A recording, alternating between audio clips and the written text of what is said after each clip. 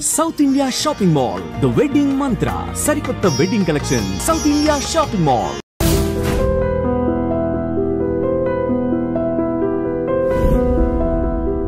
Welcome to crime diaries. ఈ వారం మన guest young and dynamic police officer, పేరు T Vidyasri, 2022 batch police officer. ప్రస్తుతం ప్రొబేషనర్ టీఎస్పీగా ఉన్నారు. ఒక వ్యక్తి తను అనుకున్న గోల్ సాధించాలంటే ఎంత కష్టమైనా వెళ్ళొచ్చు, తన గోల్ రీచ్ అయ్యే వరకు ఎన్ని కష్టాలను పడవచ్చు, తర్వాత ఆ గోల్ రీచ్ అయ్యాక ఎంత ఆనందం ఉంటుంది అనేది విద్యశ్రీ స్టోరీలో తెలుస్తారు. తండ్రి గవర్నమెంట్ ఉద్యోగం, తల్లికి అనారోగ్యం అయినా ఆమె ఖచ్చితంగా గోల్ రీచ్ అవ్వాలని ఫస్ట్ యూపీఎస్సీ రాశారు. అది రాస్తున్న సమయంలోనే ఏపీపీఎస్సీ రాశారు, ఆంధ్రప్రదేశ్ పబ్లిక్ సర్వీస్ కమిషన్. అది రాసిన తర్వాత యూపీఎస్సీ రాసిన సమయంలోనే ఇక్కడ సెలెక్ట్ అవ్వడం, ఇక్కడ పోస్టింగ్ రావడంతో వచ్చారు. అయినా తన గోల్ యూపీఎస్సీ. అంటే ఒక మనిషి గోల్ రీచ్ అవ్వడానికి కష్టాలు వస్తున్నప్పుడు డిసప్పాయింట్ కాకుండా ఎంత దీనిగా వెళ్తారు, ఎంత పట్టుదల వెళ్తారనే విషయాన్ని ఆమెను చూసి తెలుసుకుందాం. అంతేకాకుండా ఇప్పుడున్న బ్యాచ్లో ఆవిడే చిన్న ఆమె. అంటే ఆమె అనుకుంది గోల్ రీచ్ అవ్వడానికి ఆమె పడ్డ కష్టం ఎంత పడింది, ఎంత టైం ప్రిపరేషన్కి ఇస్తే ఆ గోల్ రీచ్ అయ్యారనే విషయాన్ని ఆమెను తెలుసుకుందాం. నమస్తే అండి.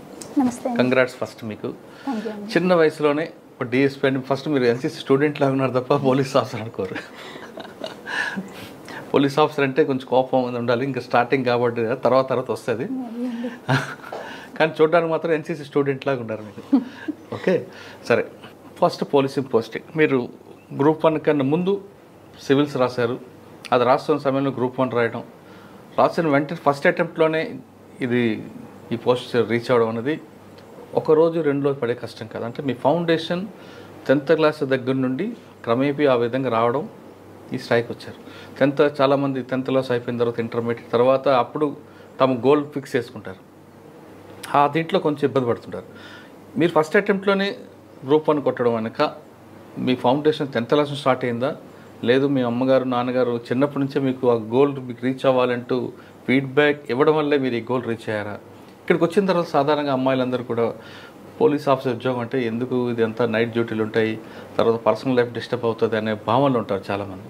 కానీ మీరు ఖచ్చితంగా ఇందులోకి వచ్చిన తర్వాత మీరు బయట విన్నది ఇక్కడ లోపలికి రెండింటికి తేడా ఉందా, లేదు బయట ఉన్నది ఇక్కడ నిజంగా అక్షరాలా జరుగుతుందా? ఈ 2 ప్రశ్నలకు సమాధానం చెప్పే ముందు ఒకసారి విద్యశ్రీ గారి కుటుంబ నేపథ్యం, ఈ పోస్ట్కి ఎందుకు అనుకున్నారు, తర్వాత ఈ ప్రిపరేషన్లో మీరు పడ్డ కష్టాలు ఏంటి, రెండింటికి రాశారు కాబట్టి యూపీఎస్సీ సివిల్స్ ఎలాగుంటుంది ప్రిపరేషన్కి, దాంట్లోనూ సబ్జెక్ట్స్ ఏంటి, పబ్లిక్ సర్వీస్ కమిషన్లో ఉన్న ప్రిపరేషన్ ఏంటి, రెండింటికి వ్యత్యాసం చెప్పండి. తప్పకుండా అండి. ముందుగా మీరు చెప్పినట్టు నా పేరు విద్య అండి. మా స్వస్థలం తణుకు, వెస్ట్ గోదావరి జిల్లా, పక్కనున్న ఉండ్రాజవరం మండలంలోని పాలంగి అనే విలేజ్ నుంచి వచ్చానండి నేను. మా నాన్నగారి పేరు శ్రీనివాసరావు. ఆయన పంచాయతీరాజ్ ఇంజనీరింగ్ డిపార్ట్మెంట్లో సీనియర్ అసిస్టెంట్గా పనిచేస్తారండి. మా మదర్ పేరు ఝాన్సీ లక్ష్మి, గవర్నమెంట్ హై స్కూల్లో బయాలజీ స్కూల్ అసిస్టెంట్గా వర్క్ చేస్తారు. ఇద్దరు గవర్నమెంట్ ఎంప్లాయీసే.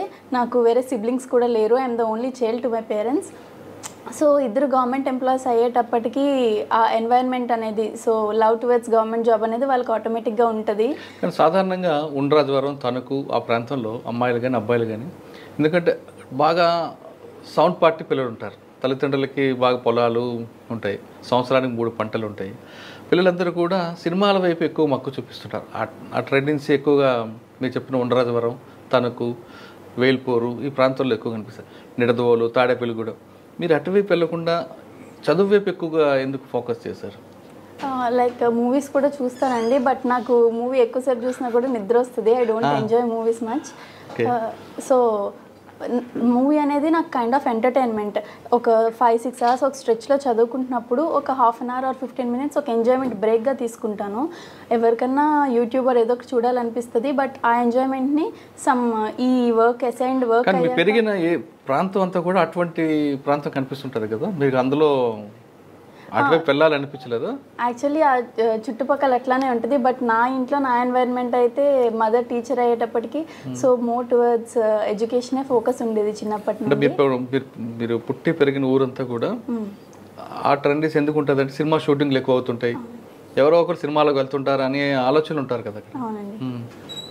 బట్ స్టిల్ ఇంట్లో ఎన్వైరన్మెంట్ మోర్ ఇంపాక్ట్ చేసింది నన్ను. ఎప్పుడు మీ పేరెంట్స్ ఊర్లో సినిమా షూటింగ్లు ఏమి జరిగాయా? జరిగాయండి. ఏమున్నాయి? సమ్ ఒంగోలు గీత అట్లాంటివి జరిగాయి, బట్ నాకు క్లియర్గా ఐడియా లేదు ఏ మూవీస్ ఏంటి అని. చిన్న రాయుడు చాలా సినిమాలే కదా వెంకటేష్, బాగుంటుంది కదా ముగ్గురు కూడా మీది. బాగుంటుందండి చూడడానికి. కానీ అమ్మ నాన్న ఎక్కువ గవర్నమెంట్ ఎంప్లాయ్ కాబట్టి ఆ భావన అందులోకి వచ్చు, ఆ బాటలోకి. అంతే. గుడ్. 10th ఎక్కడ చదివమ్మా? 10th వరకు తణుకులోనే చదువుకున్నానండి. కేకేఆర్ గౌతమ్ కాన్సెప్ట్ స్కూల్లో 10th వరకు చదివాను. దాని తర్వాత ఇంటర్మీడియట్ విజయవాడ శ్రీ చైతన్యకి వెళ్ళాను. బీటెక్ వచ్చేసి సత్యభామ యూనివర్సిటీ చెన్నైలో చేశాను. 2018లో గ్రాడ్యుయేషన్ అయిందండి. కంప్యూటర్ సైన్స్లో గ్రాడ్యుయేట్ అయ్యాను. గ్రాడ్యుయేషన్ అయిన వెంటనే 2018 సంవత్సరంలోనే నోటిఫికేషన్ వేయడం జరిగింది, గ్రూప్ 1 నోటిఫికేషన్. సో వెంటనే దానికి అప్లై చేసుకున్నా. ఫస్ట్ నుండి అయితే చిన్నప్పటి నుండి సివిల్స్ వైపు వెళ్ళాలనే మోటివేషన్ ఉండేది. సో బీటెక్ అవ్వగానే వెంటనే ప్రైవేట్ జాబ్ కూడా వచ్చిన నేషనల్ పేమెంట్స్ కార్పొరేషన్ ఆఫ్ ఇండియాలో జాబ్ వచ్చింది. బట్ అది కూడా తీసుకోకుండా ఇటు సైడ్ గవర్నమెంట్ సెక్టర్ సైడ్ వచ్చాను. సత్యభామ యూనివర్సిటీలో మీరు చదువుతున్నప్పుడు మంచి క్యాంపస్ సెంటర్స్ వచ్చాయండి. వచ్చారా?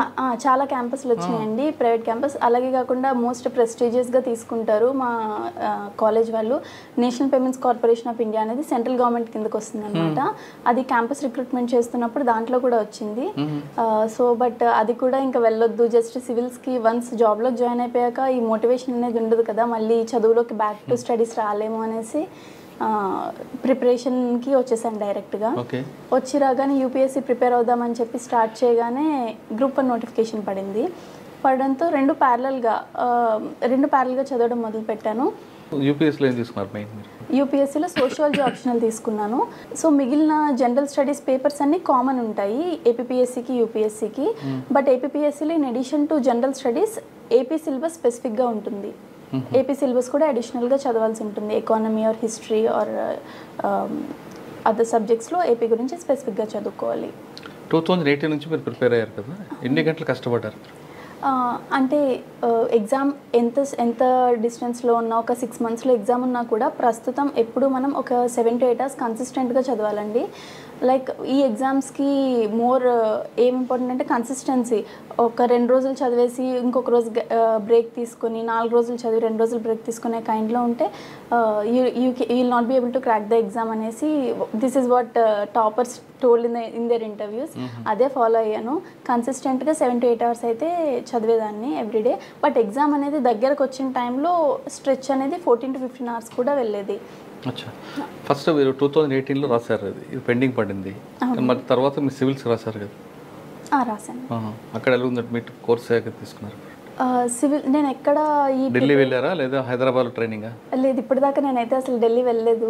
మొత్తం ప్రిపరేషన్ అంతా హైదరాబాద్లోనే చేశాను. అండ్ హైదరాబాద్లో కూడా నేను ఎక్కడ కోచింగ్ అకాడమీస్లోకి వెళ్ళి ప్రాపర్ ఫార్మల్ కోచింగ్ అనేది ఎక్కడ తీసుకోలేదు. జస్ట్ నాకు నేనుగా టాపర్స్ చెప్తారు కదా ఇంపార్టెంట్ బుక్స్ ఇవి, సోర్సెస్ ఇవి అనేసి, ఆ సోర్సెస్ నుంచి తరోగా ప్రిపేర్ అయ్యేదాన్ని. ఆఫ్టర్ ప్రిపరేషన్ తర్వాత to test my level test series రాసేదాన్ని. టెస్ట్ సిరీస్లో నాకు వచ్చిన స్కోర్ బట్టి ఐ యూస్ టు అనలైజ్, నేను ఇంకా ఇందులో ఇంప్రూవ్ అవ్వాలి, ఈ సెగ్మెంట్లో నేను ఇంప్రూవ్ అవ్వాలి అనేది I use to analyse it myself అనమాట. అండ్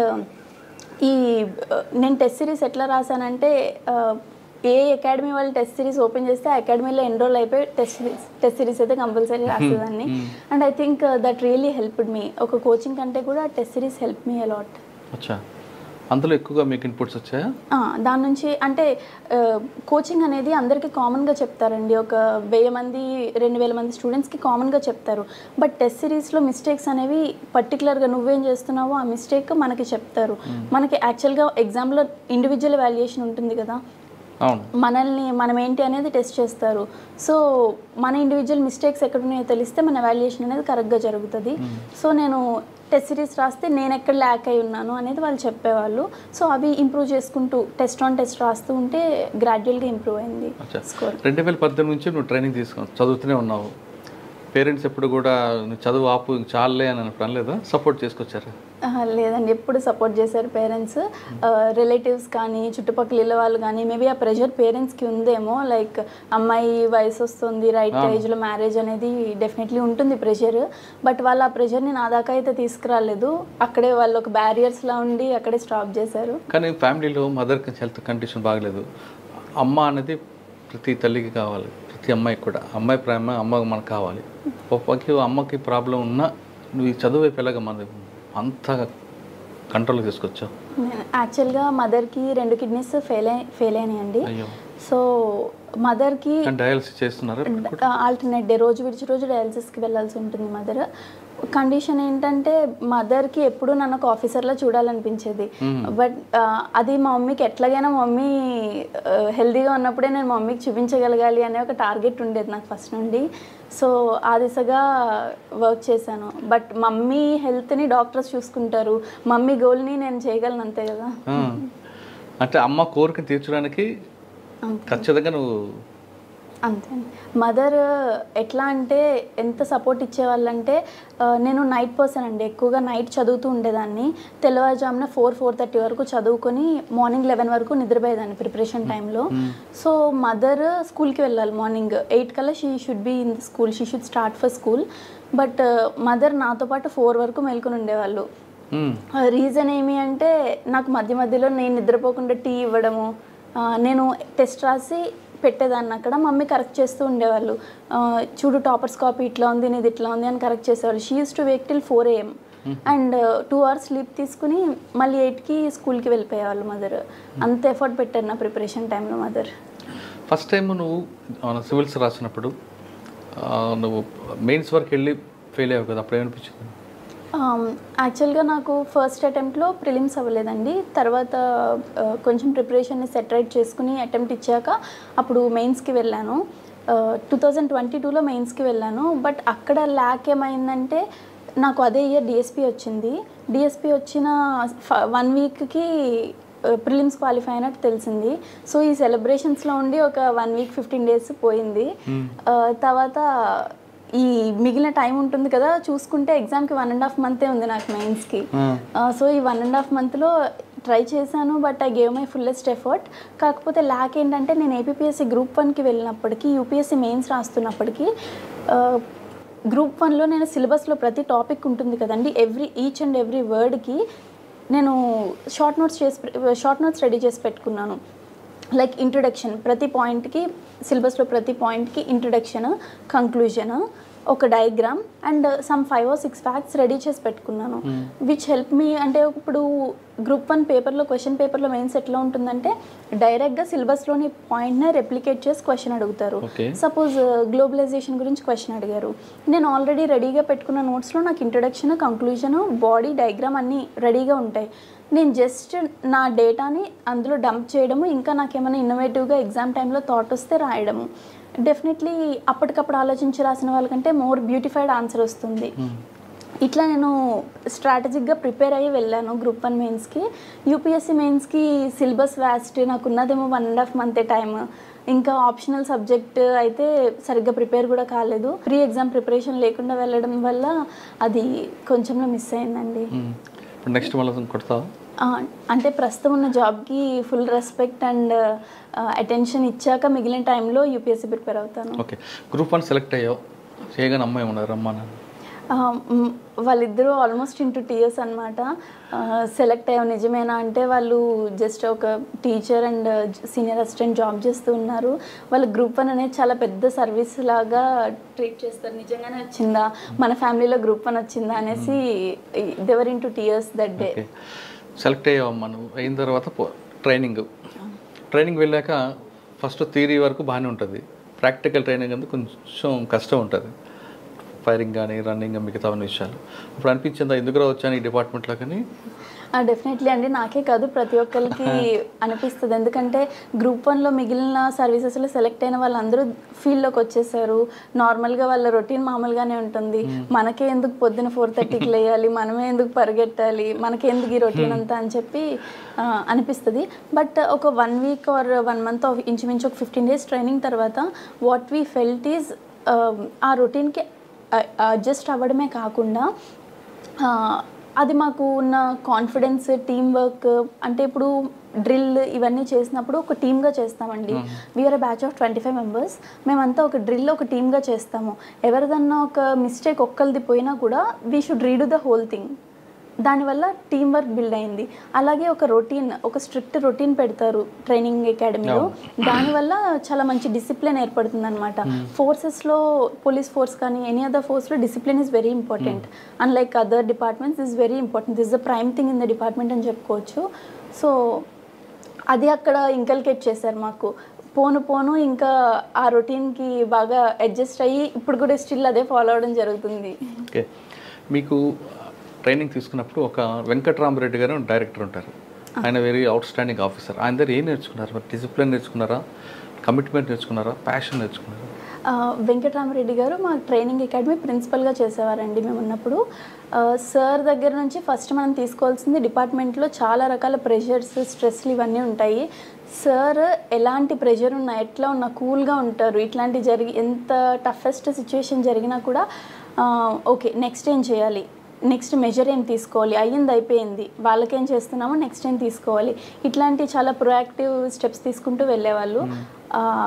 ఆ కామ్నెస్, కూల్నెస్, ఆ ప్రాపర్ థింకింగ్ ప్యాటర్న్ అనేది సార్ దగ్గర నుంచి బాగా నేర్చుకోవాలి ప్రతి ఒక్కరు. ఓకే, మీకు థియరీ క్లాస్లో కాకుండా ప్రజెంట్ ఫీల్డ్ వర్క్ ఏం నేర్పారు, అవుట్డోర్ ఏం నేర్పారు మీకు?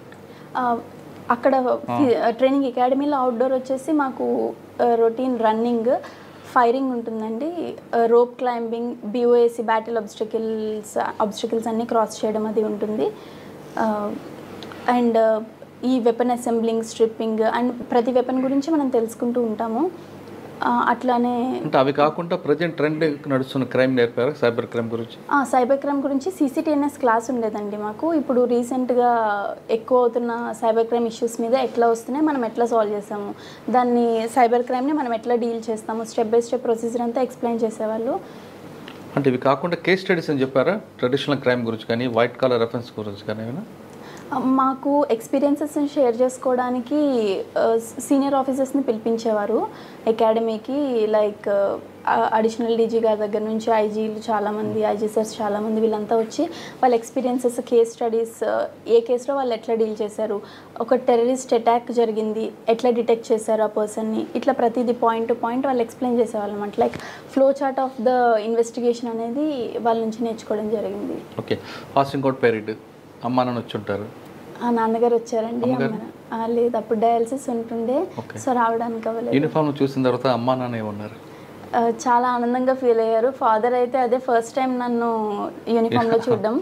మదర్ అయితే ఇంకా మొన్న రీసెంట్గా చూసారు, ఒక 1 వీక్ బ్యాక్ యూనిఫామ్లో. చాలా హ్యాపీగా ఫీల్ అయ్యారు.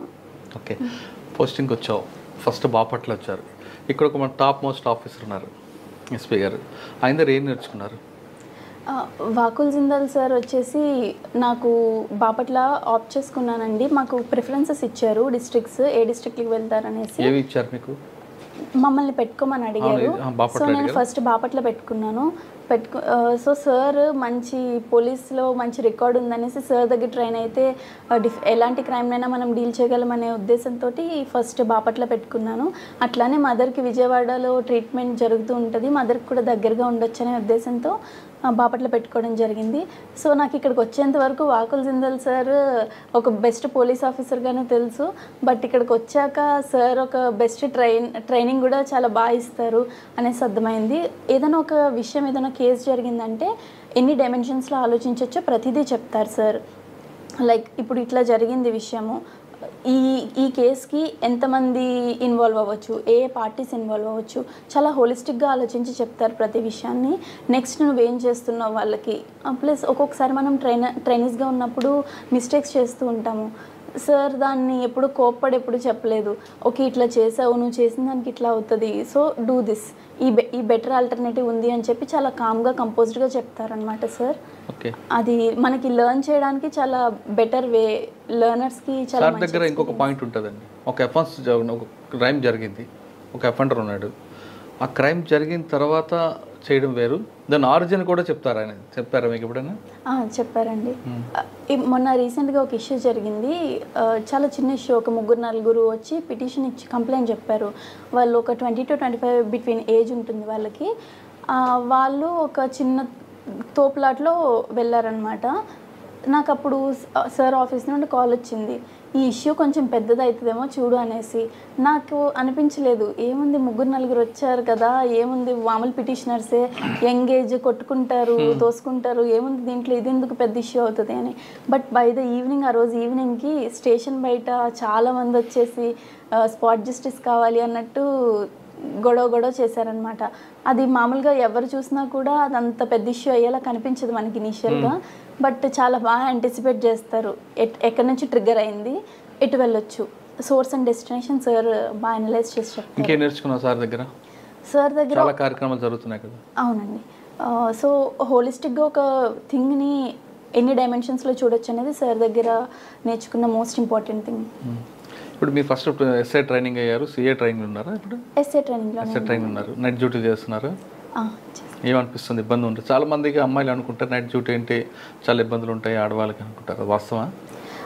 యాక్చువల్గా అదంతా మిత్ అని చెప్పొచ్చు. నైట్ డ్యూటీస్ ఇవన్నీ తెలుసే కదండి, సర్వీస్లోకి వచ్చాము. ఇదంతా కొత్తగా మనకు వచ్చాక మన మీద ఎవరు ఇంపోజ్ చేయట్లేదు. ఫస్ట్ నుండి మనం పోలీస్ డిఎస్పీ ఆప్ చేసామంటేనే యూ షుడ్ బి రెడీ. దీని కరికులం ఎట్లా ఉంటుంది, దీని వర్క్ అవర్స్ ఎట్లా ఉంటాయి, ప్రెషర్స్ ఎట్లా ఉంటాయి, అవన్నీ తెలుసుకునే వచ్చాము. మనల్ని ఎవరు పుష్ చేయలేదు కదా. సో ఇదంతా as a part of job మనం ఎంజాయ్ చేస్తే దిస్ విల్ బి, ఇది చాలా హ్యాపీగా ఎంజాయ్ చేస్తూ చేయొచ్చు జాబ్ని. అంతేగాని ఒక జాబ్ ఇది బర్త్డేని అనుకుంటే మాత్రం చాలా తక్కువ టైంలోనే ఎక్కువ ప్రెషర్ తీసుకుని ఇంట్రెస్ట్ కోల్పోతాం జాబ్లో. పోలీస్ స్టేషన్కి వచ్చే వాళ్ళు ఎక్కువ మంది అమ్మాయిలు కనిపిస్తుంటారు, అంటే బాధితులు ఉంటారు ఆడవాళ్ళు. మీరు పనిచేస్తున్న పోలీస్ స్టేషన్కి అటువంటి వాళ్ళు వస్తుంటారా? నా మొగుడు కొట్టాడనో, పలానా వాడు వేధించాడనో అనేటువంటిది వస్తారండి. అన్ని రకాల వాళ్ళు చూసినప్పుడు ఏమనిపిస్తుంటుంది మీకు? ఫస్ట్ ఏ పిటిషనర్ వచ్చినా మనం అతన్ని రెస్పెక్ట్ తోటి ఫస్ట్ వెల్కమ్ చేయాలి. వాళ్ళు నిజం చెప్పనియండి, ఒక 5 to 10% మంది అబద్ధం చెప్తారు, నిజం చెప్పాలని లేదు. బట్ వాళ్ళు ఏం చెప్తున్నా వాళ్ళ వర్షన్ అయితే కంప్లీట్గా వినాలి మనం. అదర్ పార్టీ 2 parties ఇన్వాల్వ్ అయి ఉంటారు, ద సెకండ్ పార్టీది కూడా కంప్లీట్గా వాళ్ళు ఏం చెప్తారో వినాలి. వాళ్ళు వినడంతోనే వాళ్ళకి 50% ప్రాబ్లం మనం విన్నామంటేనే 50% దే విల్ ఫీల్ హ్యాపీ, అది సాల్వ్ అయిందనేసి అనుకుంటారు. బట్ ఆ తర్వాత మనం ఏమేమి స్టెప్స్ చేయొచ్చు, వాళ్ళకి కౌన్సిలింగ్ ఇస్తే అర్థం చేసుకుని వెళ్ళిపోతారా, లేకపోతే వీళ్ళకి అర్థమయ్యే విధంగా ఎట్లా చెప్పొచ్చు, వాళ్ళ లెవెల్ ఆఫ్ అండర్స్టాండింగ్ని బట్టి, సొసైటల్ అండర్స్టాండింగ్ వాళ్ళకి ఏ లెవెల్లో ఉందో దాన్ని బట్టి మనిషి పర్సన్ టు పర్సన్ డిఫర్ అవుతూ మనం తీసుకొస్తామండి ఫైనల్ సొల్యూషన్. మీ దగ్గరికి ఒక అమ్మాయి వచ్చి నాకు పలానా వ్యక్తి ఇబ్బంది పెడుతున్నాడు, ఏడిపిస్తున్నాడు అంటే మీ రియాక్షన్ ఏంటి? తీసుకొచ్చి కౌన్సిలింగ్ చేసి పంపిస్తారా యాజ్ పర్లా, లేదు మీలో ఉన్న మహిళ బయటకు వస్తుందా? లేదండి, అంటే maybe before this practical academy training అవ్వక ముందైతే నాలోని మహిళ బయటకు వచ్చేదేమో. బట్ ఈ 1 year ట్రైనింగ్ పీరియడ్ అయ్యాక డెఫినెట్లీ లా ప్రకారమే నడుచుకుంటూ వెళ్తాం. దీనికన్నా ముందు మీలో మహిళ రెబలా? రెబల్ ఏం కాదండి, బట్ డెఫినెట్లీ అందరూ ఎట్లా ఆలోచిస్తారో అట్లానే ఆలోచిస్తాం. బట్ ఇప్పుడు లా ప్రకారం ఆలోచిస్తాం కదా. విజయ్ ఎప్పుడైనా యూటేజింగ్ గురైందా? యూటేజింగ్ లేదండి, తణుకులో కానీ కాలేజీలో కానీ? మీ ఫ్రెండ్ సర్కిల్లో? అంటే నా వరకు అది తెలిసిందైతే లేదు, మేబీ అంతకంటే నాలెడ్జ్ లేదండి దానిపైన. చాలా సినిమాలు చూస్తుంటాం కదా, అటాక్లు అవుతుంటే బయట పెట్టుకున్న స్టోరీలు, అటువంటివన్నీ ఎదురైతే విజయ్ ఏ విధంగా డీల్ చేస్తుంది? ఫస్ట్ ఆఫ్ ఆల్ మనము ఎప్పుడు అమ్మాయికి this is good, this is bad అనేసి చెప్తూ ఉంటాము.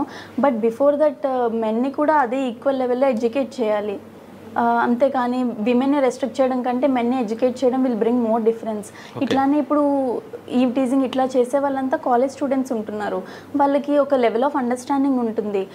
మనం చెప్తే అర్థం చేసుకునే వాళ్ళంతా, లైక్ చదువులేని వాళ్ళు అయితే కాదు కదా. వీళ్ళకి అర్థమయ్యే విధంగా ఎట్లా చెప్తే అర్థమవుతుంది, ఎవరు చెప్తే అర్థమవుతుంది, ఏ విధంగా చెప్తే అర్థమవుతుంది గమనించుకొని ఆ రకంగా చెప్పామంటే వాళ్ళని కూడా మనం కంట్రోల్ చేయొచ్చు. అట్లానే ఇప్పుడు మనకి టెక్నాలజీ చాలా స్పీడప్ అయ్యింది.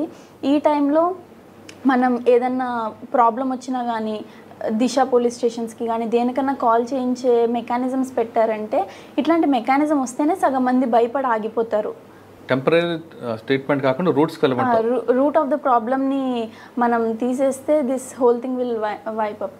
ఓకే, మీ చిన్నప్పుడు క్రైమ్ వేరు, ఇప్పుడు క్రైమ్ మారింది రండి, మొత్తం ప్యాటర్న్ మారిపోయింది, సైబర్ క్రైమ్. దీనికి ఆల్రెడీ మీకు నోటీసులు ఉంది, పబ్లిక్కి మీరు ఏ విధంగా ఎవిడెన్స్ చేస్తారు? కేసు అంటే క్రైమ్ జరిగిన తర్వాత రమ్మంటారా, అసలు సైబర్ క్రైమ్లో వెళ్లకుండా వాళ్ళకి అవగాహన కల్పిస్తారా? మామూలుగా మనం ప్రొయాక్టివ్గా ముందే visible policing in the form of visible policing మనం ఇప్పుడు చేస్తున్నామండి. వాళ్ళకి అవేర్నెస్ కల్పిస్తున్నాము. ఎలాంటి లింక్స్ క్లిక్ చేయకుండా, అనవసరమైన ఓటీపీస్ చెప్పకుండా ఇట్లాంటి అవేర్నెస్ అయితే కల్పిస్తున్నాము. బట్ మనం చెప్పింది వింటారు కానీ చాలా వరకు ఫాలో అయ్యి ఆ పాయింట్ వచ్చినప్పుడు ఆ పాయింట్ ఆఫ్ టైంలో వాళ్ళకి స్ట్రైక్ అవ్వవు కదా మనం చెప్పినవి. బట్ పీపుల్ వెళ్తూ ఉంటారు. మనమైతే ప్రస్తుతానికి from our police department side proactive measures తీసుకుంటున్నాము. బట్ విక్టిమైజ్ అయ్యి వచ్చాక మనం అప్పుడు జరిగిన డ్యామేజ్ కంట్రోల్ మెకానిజమ్స్ చేస్తూ ఉంటాం అంతే. బేసిక్ పోలింగ్ బాగా ఇంట్రెస్టా లేదా టెక్నికల్ పోలీసింగ్ ఇంట్రెస్టా మనకి? లేదండి, అంటే depending on the victim situation ఎట్లాంటి పోలీసింగ్ అయినా మనం చేయాల్సి ఉంటుంది. బేసిక్ పోలీసింగ్ ఇంట్రెస్టా లేదు టెక్నాలజీ పోలీసింగ్ ఇంట్రెస్టా? యాక్చువల్గా అంటే సైబర్ బేసిక్ పోలీసింగ్ చెప్తారు కదా ఒక ఫార్మాలిటీ, అదే ఇంట్రెస్ట్ అంటే ప్రజలకు మన ప్రాణాలను కాపాడమా లేదు మనం ఓన్లీ టెక్నాలజీ చూపిస్తూ చేయడం అనేది? లేదండి, ఇట్స్ బ్లెండ్ ఆఫ్ బోత్ అండి, రెండు ఉండాల్సి ఉంటుంది. బేసిక్ పోలీసింగ్లోకి టెక్నాలజీని మనం ఇంబైబ్ చేసామంటే డెఫినెట్లీ ఫ్రూట్ఫుల్ రిజల్ట్స్ అయితే వస్తూ ఉంటాయి. అంతేగాని purely going with technology are purely going with manual doesn't help. మనం 50% ఆఫ్ ద పాపులేషన్కే మనం జస్టిస్ చేయగలుగుతాము ఒక వేలోనే వెళ్తే. మీరు చిన్నప్పటి నుంచి చూస్తుంటారు గుండ్రాజవరం కానీ నిడదవోలు తాడేపల్లిగూడెం ఆ ప్రాంతంలో దొంగతనం అంటే పలానా వాళ్ళే చేశారు అనేది ఒక ముద్ర ఉండేది. కానీ ఇప్పుడు ఎవరు దొంగో ఎవరు మంచోడో తెలియట్లేదు, రకరకాల వ్యక్తులు అవుతున్నారు ఈజీ మనీ కోసం. వాళ్ళని కంట్రోల్ చేయడానికి ఏం చేస్తారు? మీ దగ్గర యాక్షన్ ప్లాన్ ఏముంది? ఫస్ట్ వాంట్ ఆఫ్ మనీ, అంటే ఎక్కువ డిజైర్స్ ఎక్కువ పెరిగిపోతున్నాయి. ఇంతకుముందు కాలంలో ఎట్లా ఉండేదంటే నేను కాలేజ్కి వెళ్ళడానికి నాకు ఒక సైకిల్ కొనిస్తే చాలు, నడవకుండా వెళ్ళొస్తాను అనే రోజుల్లో మా పేరెంట్స్ వాళ్ళు ఉండేవారు.